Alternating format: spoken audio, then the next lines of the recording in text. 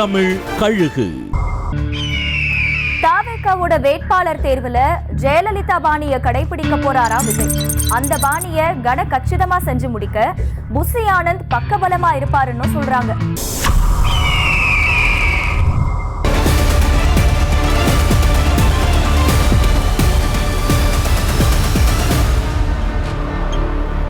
விஜய் கட்சியோட பனையூர் தலைமை அலுவலகத்துல வேட்பாளர்களை தேர்வு செய்யற நடைமுறைகளை தொடங்கிட்டாங்களாம். எந்த தொகுதிக்கு யார போடலாங்கிற டிஸ்கஷன் சீரியஸா போயிட்டு இருக்கான். இதுல விஜய்க்கு அடுத்தபடியா முக்கியமா இருக்கிறவரு புசி ஆனந்த்னு சொல்றாங்க. இப்ப போயிட்டு இருக்கிற தேர்வு முதல் கட்டம் தானா.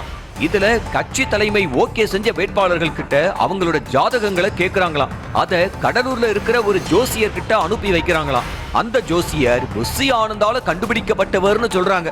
ரொம்ப காலமா புசி ஆனந்த் அந்த ஜோசியர் கிட்ட ஜோசியம் பார்த்துட்டு வர்றாராம். அவரு தான் பாண்டிச்சேரியில இருந்த புசியை தமிழ்நாடு அரசியலுக்கு போக போறதா கணிச்சவராம். இதே ஜோசியர் தான் பல காலமா பாண்டிச்சேரி முதல்வர் ரங்கசாமிக்கும் ஜோசியராம். இவர்கிட்ட கேட்டுக்கிட்டு தான் தன்னோட கட்சி வேட்பாளர்களை தேர்வு செய்வாராம் ரங்கசாமி. இப்ப தாவேகாவும் இந்த ஜோசியரை நாடி இருக்கிறதா சொல்றாங்க. வேட்பாளர்களோட பொது வாழ்க்கை பலன்கள், அவங்களோட விசுவாசம், எதிர்காலம்னு பல கோணங்கள்ல கட்டங்களை அலசி ரிப்போர்ட் அனுப்புவாராம் கடலூர் ஜோசியர். ஒரு காலத்துல ஜெயலலிதாவும் ஒரு சில தேர்தல்கள்ல இதே பாணியை கடைபிடிச்சுதான் சொல்லுவாங்க. இப்ப ஜெயலலிதா பாணியை விஜயும் கடைபிடிக்கிறதா தாவேக நிர்வாகிங்க சொல்றாங்க.